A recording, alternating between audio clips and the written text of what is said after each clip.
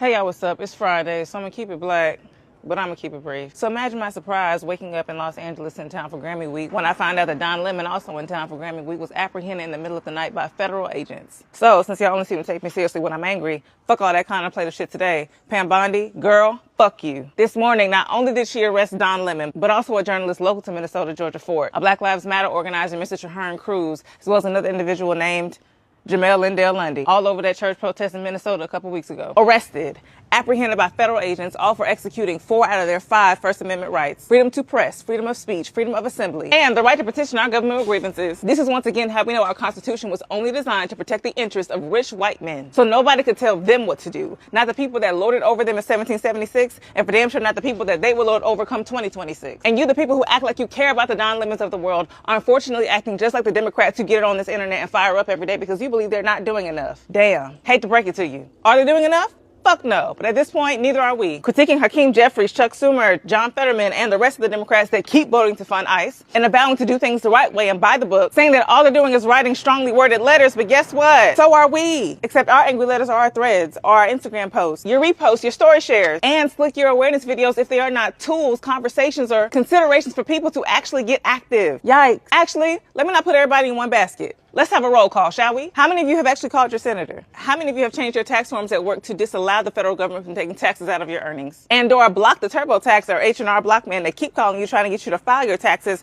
unless, of course, you know you're going to get a refund, in which case, rob these niggas. How many of you in ICE-prone neighborhoods have developed signal chats and neighborhood watches? How many of you are engaging in the nationwide general strike that Minnesotans called for you to participate in on today, January 30th? How many of y'all saw that shit and kept scrolling because you said it ain't got Nathaniel to do with you? We sit up here talking about whether those men in Philly had the right to call themselves Black Panthers or whether it was a scheme set up by Todd. But let me ask you, did you have that conversation sitting on your ass not doing a motherfucking thing? Or did you at least discuss in the group chat with motherfuckers that you organize in your city to protect your communities? Huh? Oh, okay. I'll wait. How many doctors, police chiefs, and teachers are disobeying orders instead of just following orders? And by that, I mean continuing to provide women with the proper care regardless of your state's abortion laws. Interfering with ICE's ability to terrorize people, protecting protesters, and arresting ICE for committing crimes. Teaching your kids American history regardless of what your county say, and using every single last one of them words that are in the anti-DEI ban vocabulary list and still reading them children banned books. Hey, Pam Bondi is not following the law. Donald Trump is not following the law. Kristi Noem is not following the law. ICE is not following the law. So why are you? I'd ask you whose arrest is going to take. I'd ask you whose death is going to take. But that should have never been our frame of reference. The civil rights movement and the Black Power movement should have taught us that when movements are hinged on the voices of specific people, they greatly fracture and or die when those people go to jail or are assassinated. So one arrest, one death is never going to be the turning point like we think it is. And because of that, I implore you to take a page out of Miss Ella Baker's book of Strong People Do Not Need Strong Leaders. You must organize yourselves and around yourselves for yourselves, not because you're writing for somebody else, not because somebody else is inspiring you. You got to find it in here. How many of us have established community gardens? How many restaurant owners have taken a page out of Jaden Smith's book, looking at his model of feeding the poor to make sure families can eat in times of resistance? Or how about this?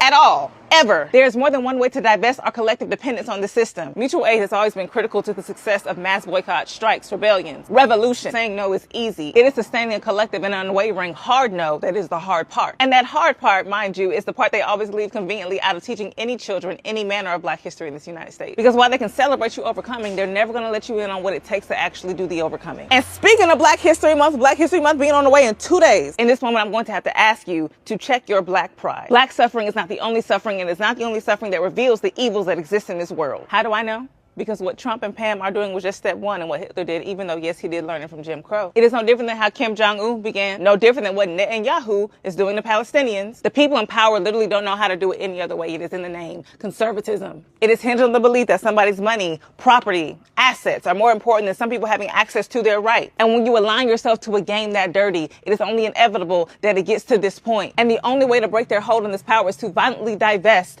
from their system. And then punish them for it. The Confederacy was let off the hook. The Klan was let off the hook. January 6th were let off the hook. Donald Trump is currently being let off the hook. J. Edgar Hoover was let off the hook. The perpetrators of the tough on crime era were let off the hook. Why? Because after those tough times, people just wanted to sweep everything under the rug and move on. But let me tell you something. Any of them hoes that's been voting yes on funding. We don't just want you to abolish ICE. We don't just want you to impeach Donald Trump. We want trials for everybody. We want punishment. We want real, actual accountability, consequences for these motherfuckers' actions so we can actually say never again and mean it. Everybody who perpetuates authoritarian dictatorship under the disguise of seemingly harmless, antiquated, racist ideology. Because guess what, ladies and gentlemen, theys and thems, racism has always been the front, but fascism has always been the play. And now that you know that, it is time for you to move your pieces on the board accordingly.